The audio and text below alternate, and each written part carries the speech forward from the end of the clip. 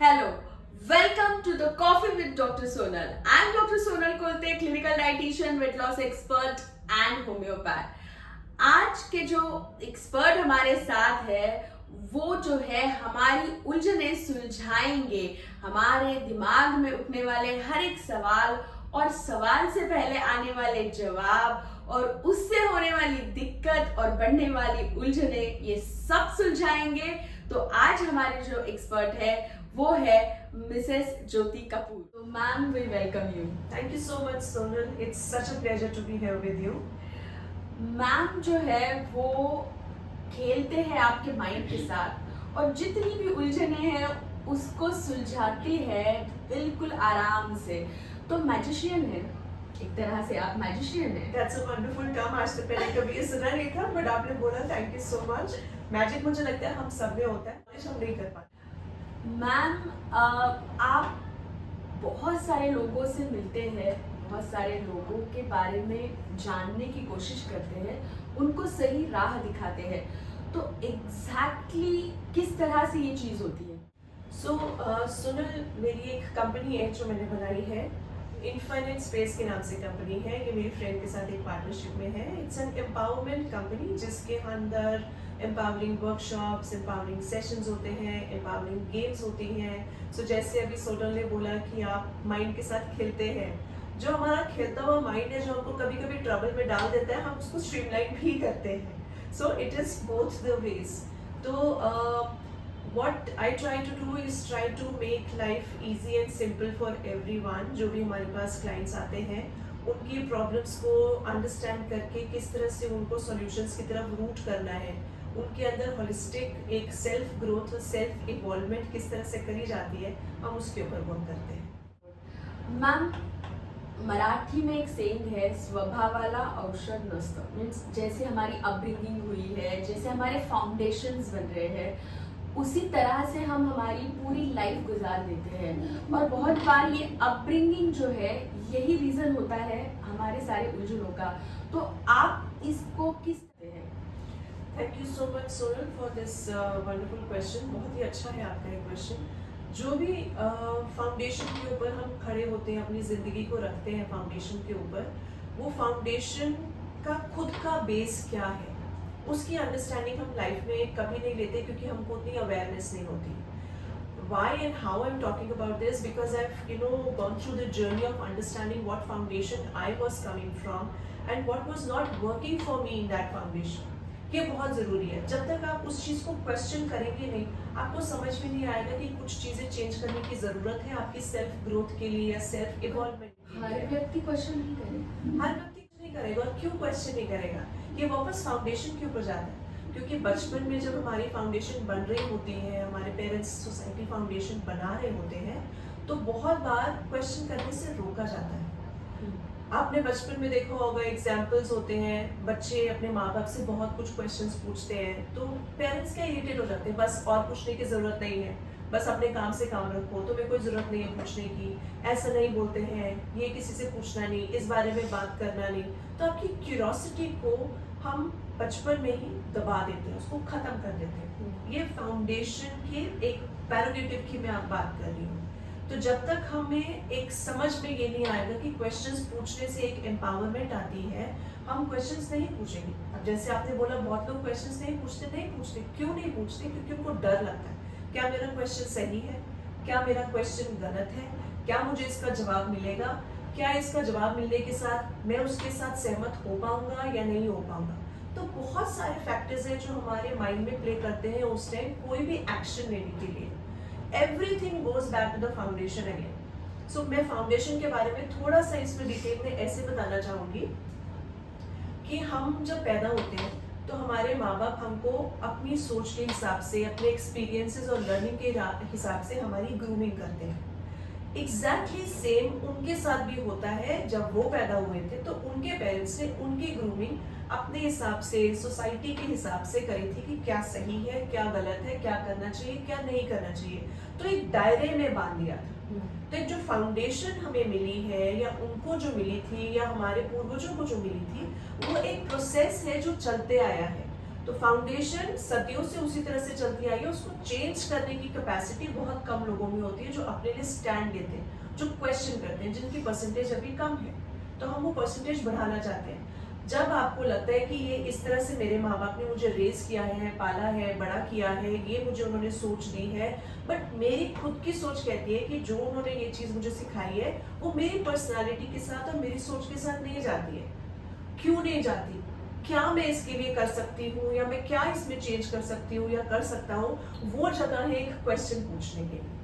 जब हम वहां पर क्वेश्चन पूछते हैं तो हम अपनी फाउंडेशन में चेंजेस लाने के लिए अपने आप को एम्पावर करना शुरू करते हैं। That is the place where you start changing your foundation and creating a foundation, the base for yourself, which you think is right for your life, for your evolvement and your experiences. But बड़ी बात कही आपने। ये बहुत बार लोगों को यही नहीं बता रहता कि मुझे क्या चाहिए लाइफ में, you know, that is again the But so it comes back to the same question. पता नहीं रहता क्योंकि हम पता करने के लिए केपेबल नहीं है, कोशिश नहीं करते, अपने आप को क्वेश्चंस करने के लिए डरते हैं और क्वेश्चंस के आंसर्स ढूंढते हैं। या acceptance, what about like females are like कि हाँ मेरी तो मेरी तो जिंदगी खराब है, या that's a different thought। जब हम बात करते हैं कि क्वेश्चंस नहीं करते हैं, क्वेश्चंस करते हैं तो आंसर्स को ढूंढने के लिए जाते हैं। आंसर्स को मत ढूंढिए, आंसर्स को आप जब ढूंढते हैं तो आप अपनी उतनी ही लिमिटेड कैपेसिटी से ढूंढते हैं, क्योंकि आपके दिमाग की सोच आपने उतनी ही दायरे में रखी है। तो जो भी आप क्वेश्चन पूछोगे उसका एक आंसर आपके दिमाग में ऑलरेडी आप फ्रेम कर चुके हो। अच्छा, जो भी आप क्वेश्चन पूछते हैं आप उसका आंसर फ्रेम कर चुके हो कि हाँ, क्यों एक्सपेक्टेशंस, राइट? आपको खुद से एक्सपेक्टेशन है, ऐसे बोलो। खुद से है, सोसाइटी से, आपके साथ जो रिश्ते रह रहे हैं उनके साथ है, और भगवान से एक्सपेक्टेशन होती है लोगों की, तो हम क्या चीज है, हम क्या चीज है। तो जब आप क्वेश्चन पूछते हैं तो आंसर आपके दिमाग में आप रखते हैं कि मुझे, मैंने पूछ तो लिया लेकिन मुझे इसका आंसर चाहिए कि मेरे को पेन चाहिए लेकिन मुझे वो काले वाला पेन ही चाहिए। आपने आंसर भी बना लिया अपने लिए। अच्छा, ठीक है। yes। तो जब आपको वो चीज नहीं मिलती है तो आसपास जो भी चीज आपके पास आने वाली होती है आप उसको भी नहीं देख पाते, राइट? तो what I say that when you ask a question, don't think about any answer, look for the awareness। अच्छा, आप अपने कॉन्शियसनेस को, अपनी जागरूकता को बढ़ाने के लिए आप अपने आप को किसी आंसर में लिमिट मत करो। हो सकता है कि मैंने पेन मांगा हो लेकिन मैं अपने आप को लिमिट नहीं करूँ कि मुझे काला पेन चाहिए, मुझे ये चाहिए। हो सकता है मुझे मोबला का अच्छा एक बहुत ही खूबसूरत पेन मिल जाए, तो मैं अपने आप को लिमिट नहीं करूँगी। लेकिन मैनिफेस्टेशन को क्या बोलेंगे? वो वहाँ पे तो लिमिटेड एक ही सेइंग आप बोलो आजकल बहुत। देखो, it's again a marketing gimmick, अच्छा, it's yeah. nothing wrong about affirmations and manifestations, they are all good, अच्छा, they work for someone। क्या मैंने affirmations लाइफ में कभी नहीं करी है, बट affirmations के बाद क्या, हर एक चीज के बाद एक नई इवॉल्वमेंट का प्रोसेस होता है। So you have to keep on questioning yourself. मैंने इस चीज के लिए मैनिफेस्टेशन करी थी, now that I have received it, what's next? The moment you start questioning yourself, what's next for me? What can I achieve? Where do I want to go? Putting up such questions which are opening a Pandora box in front of you, that is the place where you're doing. That is the place where you can grow from. So question पूछिए, अभी से पूछेंगे तो आगे उसके जवाब मिलेंगे, और जवाब सोच के मत रखिए, जवाब सोच के मत रखिए। यानी आप वो एक खुद पे एक चौकट, मैं हमेशा बोलती हूँ कि एक फ्रेम में आप वो हो जाते हो, ढल जाते हो। सो क्वेश्चन पूछना चाहिए, जरूर पूछिए। दूसरा सवाल मेरा आपसे ये है कि पहले जैसे अगर एक 10-20 साल पहले अगर हम देखें तो डिप्रेशन, एंजाइटी, फ्रस्ट्रेशन, ये वर्ड्स बहुत बड़े थे, या इसके बारे में कोई बात नहीं करता था, किसी को हो भी जाते तो समझ में नहीं आता था। लेकिन आजकल ये जो एकदम फाइन लाइन है दो स्टेट ऑफ माइंड में, वो समझ में नहीं आती। तो बहुत कैजुअली लोग बोलते हैं कि मुझे एंजाइटी है, मुझे डिप्रेशन है, मैं तो मैं फ्रस्ट्रेटेड हूँ। तो ये कैसे समझेंगे हम, या ये स्टेट को कैसे हमने समझना चाहिए खुद के बारे में? Again a very good question Sonal. आज के टाइम में डिप्रेशन, एंजाइटी, स्ट्रेस और लो फील करना, ये बहुत कॉमन वर्ड्स हो गए। जैसे मैंने इससे पहले भी बोला था, बहुत सारी चीज़ें मार्केटिंग गिमिक भी होती हैं, बहुत सारी चीज़ें अवेयरनेस भी होती है, क्योंकि हम सोशल मीडिया के ज़माने में रह रहे हैं, क्योंकि हमारे पास हर एक information at your fingertips, it's there for you. ठीक है, आपके पास news at your fingertips, हर एक टॉपिक के बारे में इतनी सारी इंफॉर्मेशन आपको अवेलेबल है। तो एक तरह की हमको इंफॉर्मेशंस इतनी ज़्यादा मिलती जा रही है कि हम अपने माइंड को ट्रेन कर लेते हैं कि अच्छा ये मेरे को ये सिम्टम है तो मुझे ये बीमारी है, ये सिम्टम है तो ये बीमारी है। हम सेल्फ डॉक्टर्स बन चुके हैं किसी किसी चीज़ को लेके। ऐसा नहीं कि पहले ये चीज़ें नहीं होती थी, जैसे आपने बोला पहले भी ये चीज़ें होती थी, लेकिन पहले इन चीज़ों के बारे में ज़्यादा बात नहीं होती थी। अभी भी हम कहते हैं कि ये चीज़ें उतनी फ्रीक्वेंसी में, बल्कि अब थोड़ी बढ़ गई हैं ये चीज़ें, क्योंकि आपका रहन सहन बदला है, आपकी लिविंग कंडीशंस बदली हैं, आपकी लाइफ में एक बहुत इंपॉर्टेंट चीज़ जिसको आज मैं ऑक्सीजन सिलेंडर बोलती हूँ उसको, मोबाइल को, I call it oxygen cylinder. बिल्कुल नहीं, कहाँ गया आप पैनिक क्रिएट करते हो, आपकी लाइफ में वो नहीं होता। तो आपकी लाइफ में जब एक इतनी बड़ी बड़ी लाइफ में चेंजेस हो चुके हैं, उन चेंजेस को अडेप्ट करने के लिए अगर आप केपेबल नहीं हो तो कहीं ना कहीं पर आप फॉल्टर करोगे। जहाँ पर आप फॉल्टर करोगे, आप अपने आप को जजमेंट में डालोगे। जहाँ आपने अपने आप को जजमेंट में डाला तो आपने अपने आप को कंपैरिजन में लेके आना शुरू कर दिया। तो अगर आप कंपैरिजन के पॉजिटिव साइड पे हो तो आप लाइफ में हैप्पी हो, कंपैरिजन के ऑपोजिट साइड में हो, नेगेटिव साइड में हो तो आप अपने आप को लो फील करवाओगे। लो फील करवाने की बहुत सारी स्टेजेस होती हैं, एंग्जाइटी होती है, डिप्रेशन होता है, but one has to understand there is a very fine line between anxiety and depression.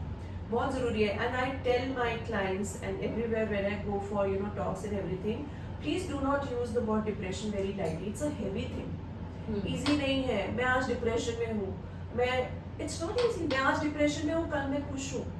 Depression में रहने वाले बंदे की स्टेजेस होते हैं। एक घंटे पहले वो खूब हंस रहा होता है, दूसरे घंटे में उसको सुसाइडल थॉट्स आ रही होती है। That's a very very serious stage to be in. But please not to use the words depression very simply, very easily कि अच्छा वो आज बात नहीं कर रहा है, जैसे डिप्रेशन में बैठा हुआ है। Don't talk about your kids like that, because whatever you are saying, you are putting in the universe, you are creating that reality somewhere down the line. One has to understand. तो हम बोलते हैं ना, जो हम कहते हैं वो सच हो जाता है। सरस्वती देवी कभी उस टाइम पे बैठी होती है। So be little thoughtful of what you are saying, what you are addressing. जब आप डिप्रेशन में होते हो तो life is completely different. It's like a claustrophobic feeling कि सांस नहीं आ रहा है। आप एक चार दीवारी के अंदर बैठे हो अंधेरे कमरे में, आपको सांस नहीं आ रही है, आपका दिमाग फॉग हो चुका है। वो एक स्टेट होती है, that is one of the stages when a person is in depression. When you are in anxiety, आपकी बॉडी आपको सिग्नल्स देती है एंग्जाइटी के। किसी को पैल्पिटेशंस होती है, किसी को हार्ट बीट बहुत तेज होती है, कोई बहुत ब्लैबर करता है, कोई थोड़ा चुप हो जाता है। तो आपकी बॉडी आपको एंग्शियसनेस के सिग्नल्स देती है। So it's very important for us all to understand in today's era, in today's time, to understand the fine lines between being in depression, being in anxiety or being in stress. Stress भी आपके दो तीन तरह के होते हैं, positive stress, negative stress, anything which gives you stress, sleepless nights for the growth of your life, for the growth of your business and relationship, that's a positive stress. Yeah, because it is helping you evolve and grow. So one has to understand all these parameters to understand where your life is going. And in the same breath, I would like all the parents to get the awareness, क्योंकि आप बच्चे को observe कर रहे हो, 24 घंटे आपके सामने है, क्या वो बिहेव कर रहा है, तो आपको उसके बिहेवियरल पैटर्न्स चेंज हो रहे हैं, नहीं चेंज हो रहे हैं, और अगर आप उसको एड्रेस नहीं करने के केपेबल हो, it's good to take the advice of any expert. So, do you think it's run in families like anxiety or paranoia? Could be. It could be a DNA in the family. It could be in the genes, but it's not that it cannot be addressed. In today's time, with such huge technologies, with advanced science, what we have results and treatments for everything which we can take care of. तो बहुत सारी चीज़ें हैं जो हम खुद से handle कर सकते हैं. आप अगर मेडिसिन की साइड पे नहीं, पहली चीज़ तो ये कि इन चीज़ों को टैबू समझना छोड़ दिया जाए. दैट इज जैसे आपकी फिजिकल हेल्थ है वैसे आपकी मेंटल हेल्थ है, and I request mental health को उतना ही इम्पोर्टेंस दे जितना आप फिजिकल हेल्थ को देते हैं, क्योंकि अगर आप मेंटली फिट नहीं है तो उसका इम्पैक्ट आपकी फिजिकल बॉडी पे आता है। आपके सेल्स की शेप जो स्फेरिकल होती है, the moment you hit stress in your mind it reflects in the de shaping of your cells. एक सेल के डी शेप होने से आपकी पूरी बॉडी के सेल्स डी शेप होते हैं। फिर लोग बोलते हैं मुझे बैक पेन है, मुझे सर्वाइकल है, मेरे जॉइंट्स में पेन है, मुझे हेडेक है, मुझे बीपी हो गया, मुझे कैंसर का प्रॉब्लम है। All these problems comes when you are not addressing your thoughts properly. It's very important to do. Goes back to the foundation. That is what I'm saying. Correction of foundation is very important to raise yourself to a level where you have that peace and calm in your life. ये कहीं भी नहीं लिखा कि आप अपनी foundation को कभी भी चेंज नहीं कर सकते हो। अगर आप 70 साल के भी हो, 80 साल के भी हो, तो भी आप अपनी फाउंडेशन के ऊपर वर्क कर सकते हो। लेकिन हम जैसे कोई बिल्डिंग बनाते हैं, उसका फाउंडेशन बनता है, तो हमको सबसे पहले बिल्डिंग को तोड़ना पड़ेगा एंड देन हमको अलग फाउंडेशन, ऐसे ही होता है ना। तो ये दिस इज लेमैन क्वेश्चन, मुझे नहीं एब्सोल्युटली राइट, क्योंकि लेमैन क्वेश्चन फर्स्ट थिंग, एक चीज मैं आपके थ्रू आपके व्यूअर्स को जरूर बताना चाहूंगी कि क्वेश्चन के ऊपर कभी डाउट मत करो। अच्छा, जो दिमाग में आ रहा है उसको पूछो, चाहे वो स्टूपिड से स्टूपिड क्वेश्चन हो, अपने सिस्टम में से उसको बाहर निकालो। अगर आप किसी भी चीज को अपने सिस्टम में से बाहर नहीं निकालोगे तो आपके सिस्टम में वो घर कर जाएगी, फिर आपका दिमाग उसके ऊपर 4 स्टोरीज की बिल्डिंग बनाएगा, फिर वो स्टोरीज के ऊपर वो और रेंट आउट स्टोरीज करेगा, तो वो ऐसी बिल्डिंग आपके दिमाग में वैसी बनेगी। तो जो भी क्वेश्चन है उसको पूछिए। It's very important to ask questions, but have that little awareness that what type of questions you are asking. It's very important. And जगह, प्लेस, कोई भी क्वेश्चन कोई भी जगह पूछना है कभी कभी, वो आपकी अवेयरनेस, हाँ, आपकी अवेयरनेस आपको बताएगी। So it's a process of working on your awareness, keeping on asking the questions, understanding the receiving of other party, whether they will receive your question in a well form or not. That comes from the awareness what you have. So these things work a lot, and you have to continuously be working on yourself. And when you talk about the foundation, कि वो building तोड़नी पड़ती है, किसी भी चीज को change करने के लिए एफर्ट करना पड़ता है। अब अगर आपने अपनी फाउंडेशन तोड़नी है, इसका मतलब ये नहीं कि आपने अपने आप को खत्म कर देना है। स्लो एंड स्टेडी फाउंडेशंस को चेंज करना। अगर आप इतने से दायरे में रह रहे हो, ये आपका कंफर्ट जोन है, ठीक है, इसके अंदर आप अपनी जिंदगी बिता रहे हो, बट आप उससे खुश नहीं हो, you want to change something in your life, तो आप इस कंफर्ट जोन से निकल के थोड़ा सा बाहर जाओगे, अनकंफर्टेबल जोन में अपने आप को एक्सपीरियंस करवाओगे कुछ चीज़ों का। वहाँ पर आपको जो एक्सपीरियंसेस आए, आप वहाँ पर एक आपने अपना कंफर्ट बना लिया, तो दायरा जो आपका इतना था वो इतना बढ़ गया, बड़ा हो गया दायरा। So that is small change in the foundation what you have done. This is how you slowly increase your uncomfortable zone and make that uncomfortable zone your comfort zone. So that is how you are expanding your horizons. That is how you are bringing in changes in your foundation.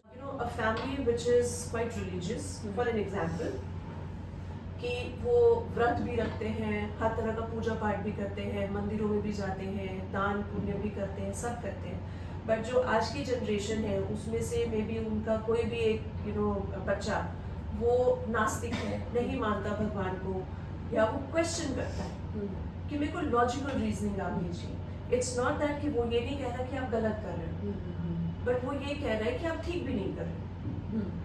वो ये कह रहे हैं कि आप जो कर रहे हो मेरे को उसका रीजन एक बार बताओ, मेरा माइंड उसको जस्टिफाई करेगा, तो मैं ये नहीं कह रहा मैं वो नहीं करूंगा, हो सकता है मैं वो शुरू कर दूं जो आप मुझे कह रहे हो करने के लिए। So it's question in that. तो जो फाउंडेशन आपने उसको दी है, उस फाउंडेशन के अंदर वो कंफर्टेबल नहीं है, तो उसको चेंज करने के लिए वो अपने बड़ों से, अपनी सोसाइटी से क्वेश्चन कर रहा है, अपनी खुद की एक क्लैरिटी लेकर आ रहा है। So that is the place where I say that question your foundations if you are feeling uncomfortable and try shifting things for yourself. आजकल ऐसे बोला जाता है कि कंफर्ट जोन से बाहर निकलो तभी आप सक्सेसफुल होंगे। That is right. तो अनकंफर्ट जोन में से कंफर्ट जोन में जाएंगे तो फिर कंफर्ट जोन से फिर अनकंफर्टेबल जोन में जाना पड़ेगा। जोन में अपने आप को, if you can elaborate your question. Like जैसे अब एक सिंपल एग्जांपल, जैसे बच्चे होते हैं आजकल का नया जनरेशन बच्चा है 20-25 वाला, उनका जो कंफर्ट जोन है वो सुबह 12-1 बजे तक उठना एंड रात को they sleep by 2-3 you know, तो ये उनका कंफर्ट जोन है। लेकिन अगर सबको पता है कि अगर हमको लाइफ में सक्सेसफुल होना है तो हमको मॉर्निंग से शुरुआत करनी चाहिए, क्योंकि हमको वो पूरा डे मिलता है अपना काम जो है, और even health point of view भी अगर आप देखें तो वो टाइम सबसे बढ़िया रहता है। बट ये उनका कंफर्ट जोन है, एंड वो तोड़ के उनको अनकंफर्टेबल जोन में जाना, ये दिस इज, मैं तो बहुत फिजिकल लेवल पे ये चीज इज इट फिजिकल, क्योंकि ये सारे चेंजेस ये लाइफस्टाइल चेंजेस, मैं आपके इंटरनल चेंजेस की बात अच्छा। I am talking about the internal changes of the energies what you have which you really want to change the perceptions of certain things. But अगर हम कंफर्ट जोन में आ गए तो हम सुस्त या ऐसे नहीं हो जाएंगे कि ठीक है अब तो आई एम हैप्पी, तो बस I just wanted to be in that zone only. So एक कॉन्ट्रडिक्शन है, अगर आप कंफर्ट जोन में हो तो आप अपनी ग्रोथ ले सकते हो क्या, क्योंकि आप वहाँ पर लेड बैक हो। तो अनकंफर्टेबल जोन में वही जब करेगा जिसको अपनी इवॉल्वमेंट चाहिए, जिसको अपनी ग्रोथ चाहिए, सो वो ही चूज करेगा। और वो चूज करने के लिए अगर उसमें हिम्मत नहीं आ रही है तो उसको स्मॉल स्टेप्स लेने पड़ेंगे अपने आप को चेंज करने के लिए, अनकंफर्टेबल जोन में जंप करने के लिए क्वेश्चनिंग करनी पड़ेगी, अपने लॉजिक से मैजिक की तरफ जाने की एक जर्नी को लिव करना पड़ेगा, चेंज की एक्सेप्टेबिलिटी लेवल्स को हाई करना पड़ेगा, because it's proven that change needs some kind of time, some kind of patience, some kind of difficult times to be faced by the person who is asking for it. जो comfort zone में है वो उसका दिमाग fog है, वो अपनी जिंदगी में जी रहा है, उसको उतना ही दायरा पसंद है। हाँ। पर जिसको अपना दायरा बढ़ाना है उसको बाहर आना पड़ेगा। मैं वही पूछ रही हूँ, जैसे सक्सेसफुल होना है तो आपको तो बहुत सारी चीजें मेंटली फिजिकली आपको स्ट्रेस, बट सक्सेसफुल होने की डेफिनेशन आपकी अलग है, मेरी अलग है। वही बट वो आप सोसाइटी के लेवल से अगर आप सक्सेसफुल देखो, वो so that is not the place हाँ। where I come from. I come from the place जहाँ पर मैं अपने आप को हर दिन अपने से बेटर करूँ, और जहाँ पर मैं अपने आप को, because I always tell my clients to come out of the judgments and the comparisons. जब आप वहाँ से बाहर आ जाते हो तो आप अपनी लाइफ में एक सेरेनिटी लेकर आते हो, एक पीस और काम लेकर आते हो। जब आप उस पीस और काम से अपने ऊपर वर्क करते हो तो आप मल्टीपल ग्रोथ्स में वर्क करते हो। जो टाइम है जो दिया हुआ है वो फिजिकलिटी ऑफ द यूनिवर्स का एक फीचर, एक स्ट्रक्चर है। What if you consider as a soul which is on its own journey and then living the life by that perception, you can do number of things in that and you can do multiple of things in that life. तो आप कर सकते हो जहाँ पर अपने आप को अपने फिजिकल स्ट्रक्चर के अंदर बांध दिया, जहाँ पर आपने सोसाइटल प्रेशर के अंदर, जैसे सोसाइटी आपके ऊपर प्रेशर डालती है, उस कंसेप्ट के हिसाब से अपने आप को जजमेंट्स और कंपैरिजंस में डाल दिया, तो आप फिजिकल लेवल पे या मटेरियलिस्टिक लेवल पे मे बी आप उस चीज़ को रीच कर पाओ, बट क्या आप मेंटल पीस के लेवल पे वहाँ पर रीच कर पाओगे? I've seen so many people, so many clients are there who are good with their financial conditions. They're happy that ways, but they are not happy within themselves. जब आपके अंदर की खुशी नहीं है तो पैसा आपको सहूलियत दे सकता है, कंफर्ट दे सकता है, पैसा आपको खुशी नहीं दे सकता। वो कंफर्ट से आपको मोमेंटरी खुशी मिलेगी। मेरे को खुशी मिलती है कि मैं बड़े होटल्स में जाके खाना खाऊं, अच्छे लग्जरियस जगह पे जाऊं, तो वो खुशी मेरी मोमेंटरी है। वो हैप्पीनेस का फैक्टर मेरा 2 घंटे 4 घंटे 2 दिन 4 दिन चलेगा, बट क्या वो मेरे को लाइफ लॉन्ग चलेगा या नहीं चलेगा, वो क्वेश्चन है। सुकून वाला एक कंसेप्ट, बड़ा बहुत अच्छा सुकून लेके बैठे हैं आप तो ये सुकून वाला कंसेप्ट है। तो ये जब आप बड़े सेशंस होते हैं, मास सेशन हम जिसमें बोलेंगे, बहुत सारे लोग इन्वॉल्व होते हैं, तो ये सेशंस में आप एक टॉपिक पे लेके बात करते हैं कि मल्टीपल टॉपिक्स रहते हैं और उस पर आप बात करते हैं? बेसिकली सेल्फ अवेयरनेस और सेल्फ ग्रोथ के ऊपर रहते हैं, जिसके अंदर relationship, parenting, money, body, all the things which comes under the vertical of life उसके अंदर आते हैं, क्योंकि बेसिक कोर होता है अवेयरनेस को रेज करना और आपके फाउंडेशंस के ऊपर आपको करेक्टिव मेजर्स लेना, and secondly to tell the clients और train the clients to live a life from the point of flexibility instead of living the life from the aspect of polarity. क्योंकि आप polarity से life जीते हो तो आपके लिए कुछ ठीक है कुछ गलत है, तो आप अपने आप को उसमें फिक्स कर लेते हो, और जब आप फिक्स कर लेते हो तो आपकी ईगो का एक इनविजिबल बॉल आपके सामने आ जाता है कि नहीं ये तो मुझे बताया गया गलत है या मैंने बोला गलत है तो मैं तो एक्शन नहीं ले सकती। अगर वॉलीबॉल है तो मजाल है कोई बच्चा उसको पैर लगा दे, वो तो हाथ से ही खेलना चाहिए, तो आप उस दायरे में अपने आप को फिक्स कर लेते हो। सो जब आप उस साइड पे होते हो तो आप अवेयरनेस से कट कर देते हो अपना। I work on the awarenesses in my workshop. So 2 घंटे की भी वर्कशॉप्स होती हैं जो स्मॉल टॉपिक्स के ऊपर हम क्विक एक्शंस लेके टूल्स बता के उसके ऊपर वर्क करते हैं। And some workshops are for 8 hours 9 hours, जिसके अंदर पूरी टेक्निक को दे के ट्रेन किया जाता है। प्रैक्टिकल लर्निंग होती है, थ्योरेटिकल लर्निंग होती है, टूल्स एंड टेक्निक्स के बारे में शेयरिंग होती है, कैसे इम्प्लीमेंट करना है उसको बताया जाता है। So this is the process of the workshops. Apart from that, one-to-one sessions, what I do, it's a complete journey of transformation, because I do to work towards the transformation and the empowerment of the client as well. So that is the entire journey of talk therapy and healing therapy. बात नहीं होती थी, लेकिन अब बहुत सारे actress भी इस बारे में बात कर रहे थे। जैसे मैंने कई विद्या बालन का आपने ही पोस्ट किया था, Deepika Padukone always talk about depression और एग्जाइटी का जो उनका फेस था उसके बारे में बात करते हैं। मैम, आपसे बात करते वक्त आपने मुझे बोला था कि कुछ गेम्स या कार्ड्स या इस तरह की चीज़ें भी ड्यूरिंग आप करते हैं, तो ये सिर्फ बच्चों के साथ होते हैं कि बड़े लोगों के साथ भी? हमारी कंपनी का इनफाइनाइट स्पेस का एक सेगमेंट है गेम्स का। वो गेम्स की कोई एज लिमिट नहीं है, कोई भी एज का इंसान उन गेम्स को खेल सकता है। वो गेम्स में right now we have 4 games in the bucket, जिसमें से एक गेम है जो कि एक टेबल टॉप कॉन्वर्सेशन के लिए गेम है, जो एक आइस ब्रेकर गेम है, जो पर्सनैलिटी के एस्पेक्ट्स को बताती है, दर्शाती है। So it's a random game with you can take up a card, उसके अंदर क्वेश्चन लिखा होगा। वो क्वेश्चन अगर कोई आपके आसपास के दायरे में, आपके क्लोज फ्रेंड्स में आप खेल रहे हो, तो अगर आप वो क्वेश्चन पुट अप करते हो कि अच्छा what do I like the most, right, तो अगर आपका इंसान आसपास कोई आपके दोस्त बहुत अच्छे से आपको जानते हैं तो वो आपको बता देंगे कि आपको ये पसंद है, तो आपको पता लगेगा कि अच्छा वो मेरे को कितने अच्छे से जानते हैं। मैं बहुत छोटा सा एग्जाम्पल बता रहा हूँ, बट उसके अंदर क्वेश्चंस हमने कुछ ऐसे फ्रेम करे हैं कि अगर पेरेंट्स अपने बच्चों के साथ खेल रहे हैं और वो आंसर करते हैं, तो पेरेंट्स को इमीडिएटली समझ में आता है कि उनका बच्चा किस तरफ से सोच रहा है, उसकी सोच में कुछ बदलाव लाने की जरूरत है या नहीं है। या फैमिलीज आपस में बैठी हैं, फ्रेंड्स बैठे हैं, तो उनको पता लगता है कि अच्छा मेरा ये दोस्त मेरे को जेन्युइनली जानता भी है या नहीं जानता, या दोस्त को आप बता सकते हो कि मेरे ये इंटरेस्ट है। So that's a very beautiful game to understand the concept of conversation, communication, because that is the key for successful relations. That is what I believe in. And the another game works definitely on the vocabulary. We work on the English vocabulary with certain games, and one game is for the cognitive skills. आपके skills को cognitive and creative skills को enhance करती है. So these are the 4 games what we work towards. Because coming from the background of psychology, so these games, and the beauty of these games is you can play these games by yourself as well. Generally her game को खेलने के लिए 1 या 2 लोगों की जरूरत चाहिए होती है।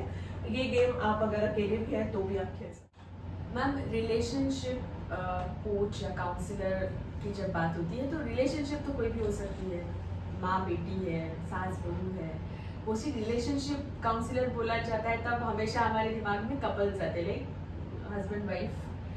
तो कोई इंटरेस्टिंग कपल या जो भी रिलेशनशिप जो अलग आपको लगे, जैसे सास बहू वाला एकदम अलग है, मुझे नहीं लगता कोई सास बहू काउंसलर के पास जाएगी कि हमारा बिल्कुल, क्योंकि ये रिलेशनशिप तो कभी भी वर्क नहीं होती, ये बहुत कम होती है। सो ऐसा कभी हुआ है कि सब वियर्ड कॉम्बिनेशन आया, वियर्ड नहीं बोलेंगे लेकिन देखो दोनों साथ में तो नहीं आती है, बट अलग अलग कंप्लेंट्स लेके आते हैं।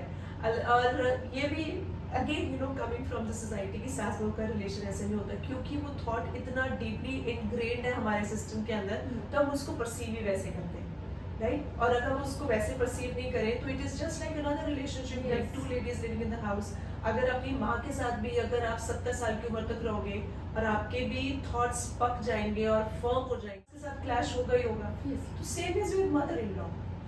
तो वो एक सिनेरियो ऐसा बनाया, हमारी बॉलीवुड मूवीज में ऐसा दिखाया कि सास ऐसी होती है, ननद ऐसी होती है, जेठानी ऐसी, देवरानी ऐसी।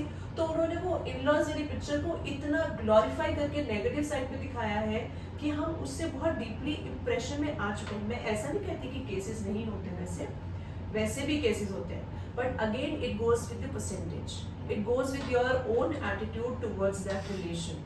सो रिलेशनशिप के अंदर मास्टरी मैं नहीं कहती कि किसी की होती है, मेंटेनेंस की बहुत ज़रूरत है। Every relationship ask for maintenance, चाहे वो हस्बैंड वाइफ हो, बच्चे और पेरेंट्स का हो, सिबलिंग्स का हो, फ्रेंड्स का हो, आपके कलीग्स के साथ हो, प्रोफेशनल रिलेशनशिप, बिजनेस रिलेशनशिप, कोई भी रिश्ता आपका है उसके अंदर मेंटेनेंस लगती है। उसके अंदर मेंटेनेंस की जब मैं बात करती हूँ तो उसमें है care, passion, compassion, intimacy between the couple, understanding between parents and child. बहुत सारे लोग आते हैं, तो आपने बोला daughter in law, mother in law के केसेस बहुत होते हैं।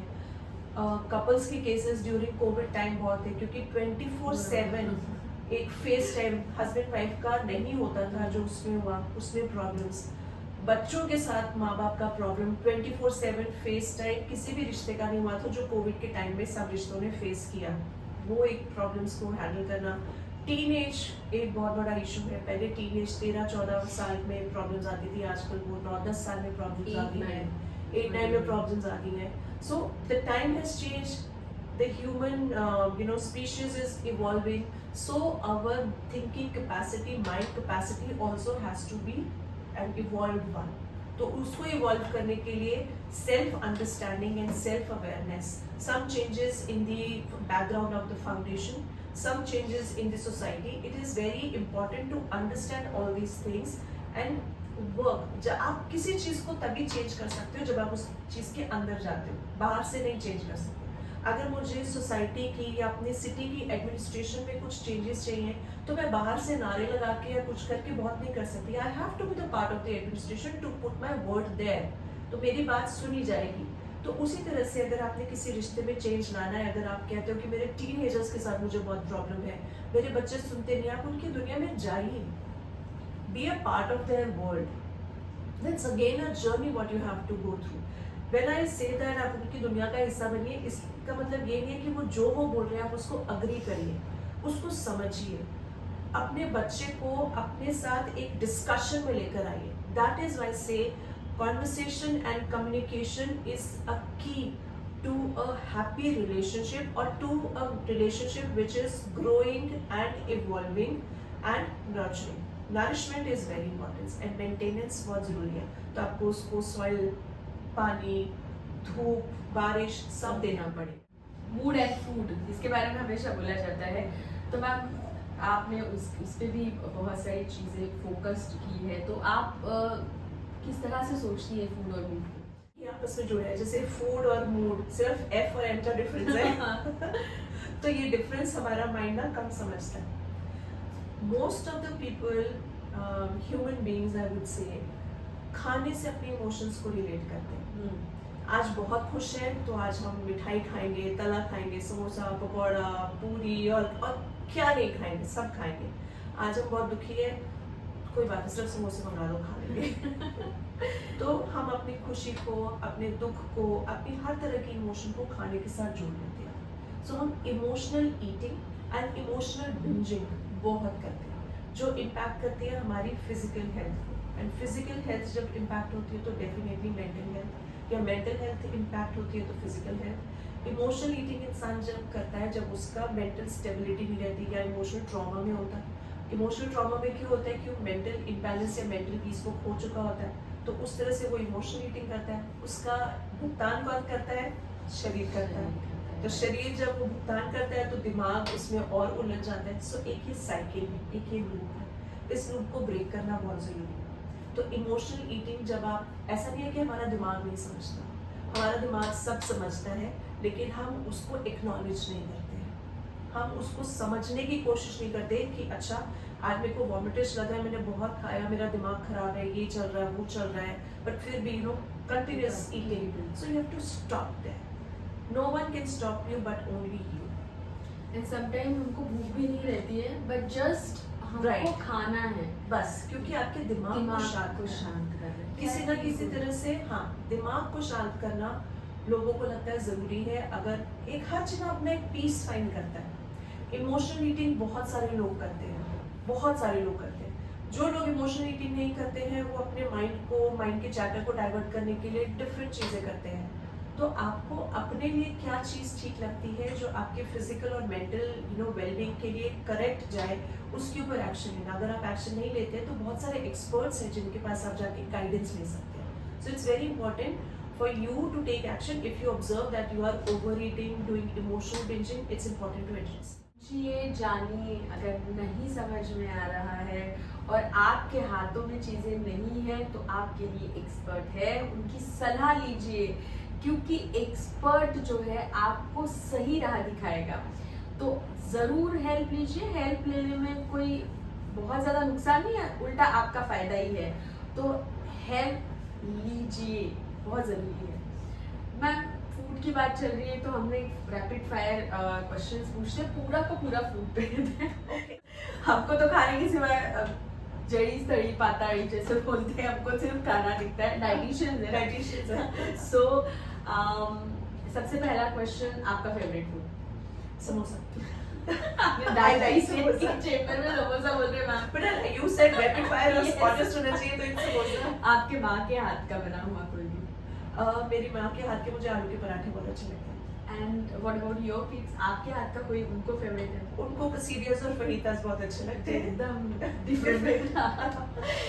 नागपुर की कोई ऐसी चीज जो बहुत पसंद है, क्योंकि आप पंजाब से हो तो नागपुर आई थिंक। हाँ, जब मैं यहाँ पर आई थी तो हमारे वहाँ पे तरी पोहा नहीं मिलता। हाँ। यहाँ पर आके मैंने फर्स्ट टाइम तरी पोहा खाया था, तो that was the first taste of Nagpur, so that continues. जो भी आता है वो सिर्फ तरी पोहा। हाँ, क्योंकि मुझे लगता है वो आप कोरिलेट करते हो महाराष्ट्र, नागपुर, तरी पोहा एंड वड़ा पाव। तो ये सारी ये टिपिकल चीजें एक आपके माइंड में घर कर जाती है, तो आपका माइंड उसी तरफ, जो हम पहले माइंड की बात कर रहे थे, तो माइंड इधर ट्रेन है। एक्चुअली नागपुर का मिक्स कल्चर है। Mixed Nagpur culture। का कोई खुद का कुछ है ही नहीं, मुझे कभी कभी लगता है ऐसे। लाइक मेरा तो पूरा बचपन नागपुर में गया, तो पोहा हो सकता है पर वो इज द स्टैंडर्ड। आपका कोई फेवरेट रेस्टोरेंट जहाँ पे आप हमेशा हमेशा जाते हैं? मुझे नीहाओ बहुत अच्छा लगता है, मुझे यामाज़ाकी बहुत अच्छा लगता है। I like going there. India में कोई ऐसी प्लेस जहाँ जो आपको सुकून देती है? माँ का घर। और वो कहाँ पे? चंडीगढ़। अच्छा, Chandigarh is nice. It's a beautiful city. Beautiful. So Nagpur की गर्मी अच्छी लगती है कि चंडीगढ़ की ठंडी? गर्मी ठंडी से वास्ता ही नहीं रहा। अच्छा, बिल्कुल बात कर रही नहीं, बिल्कुल वास्ता नहीं रहा ठंड का। तो अभी क्योंकि वहाँ पर एक्सट्रीम टेम्परेचर्स होते थे, और यहाँ पर नागपुर में एक्सट्रीम वेदर्स में गर्मी एक्सट्रीम होती है पर ठंड एक्सट्रीम नहीं होती है, तो उतनी ठंड सह सकते हैं हम। But I would prefer staying in 45 degrees 47 degrees with my fan or AC on, rather than being in jackets and everything and stuff. I can't do that. अच्छा, आप बुक्स अभी बहुत ज़्यादा पढ़ती है, तो कोई ऐसा बुक जो कुकरी टाइप्स वाला जो बुक है, ऐसा कोई पढ़ा है आपने अंदर? मैं कुकरी में मेरा इंटरेस्ट नहीं है। तो कभी नहीं पढ़ा? नहीं, पढ़ती हूँ। कैरन आनंद एक है, बहुत अच्छी ऑथर है, उन्होंने कुकरी बुक्स वगैरह लिखी है, उनकी बुक मैंने पढ़ी है। बुक्स ऐसे संजीव कपूर की भी बुक्स पढ़ी है, तरला दलाल की पढ़ी है। बट वो है ना कि आप करते बहुत हो लेकिन आपका इंटरेस्ट नहीं तो बनाते कम हो। अच्छा, कोई भी 3 बुक्स साइकोलॉजी से या माइंड से रिलेटेड जो आपको लगता है लोगों ने पढ़नी चाहिए? जो बुक मुझे सबसे पहले हिट करी थी और जिसने मेरी लाइफ में एक टर्निंग पॉइंट लेकर आया था, the monk who sold his Ferrari bye robin Sharma. So it's a beautiful story of a monk, how certain things changed the concept of life, the idea of life for that person. I got that book in my life at a very crucial time. मेरे ख्याल से वो book मेरे हाथ में तभी आई थी जब उसकी आने की मेरे पास ज़रूरत थी. That one book is very close to my heart. And the another book which I really like is Magic You Be It. It's by Dr. Dane Heal. It's again a very beautiful book which tells you that everything around you, including you, is a magic, and you have the capacity to change yourself with a blink. When we say blink, but it does take time, but you have to have that confidence and will and patience to bring that magic in your life. That is another book. One book which I really like is Sita by Koral Dasgupta. That is, she's shown the life of Sita. Ramayan में जब सीता माता की बात करते हैं तो उनकी I'm going with the wrong name. It's Draupadi. It's Draupadi.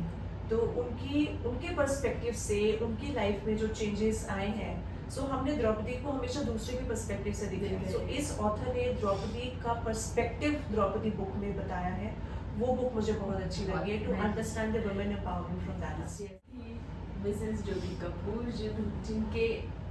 जिनको हमने सुना और बहुत बढ़िया तरीके से हर चीज़ को, मुझे हमेशा लगता है कि हर चीज़ को अगर उसके बॉक्स में रखा जाए, चाहे वो आपका माइंड हो या आपका कोई भी सेटअप, तो वो ऑर्गेनाइज्ड तरीके से काम करता है। तो इसी तरह से हर थॉट को, हर चीज़ को, मैनेजमेंट और फाउंडेशंस की हमने बहुत बात की। तो इस तरह से अगर आप करते हैं तो उलझने सुलझती है, हम खुद से मिलने लगते हैं। सेल्फ असेसमेंट या self awareness, self love, self knowing, so ये सब चीज़ें हमारे साथ होती है और इसमें हमारी ग्रोथ होती है, हमारे साथ हमसे जुड़े हुए लोगों की भी ग्रोथ होती है और सोच बदलती है। तो आज का एपिसोड यही खत्म करते हैं और आपसे लेते हैं अलविदा। Thank you.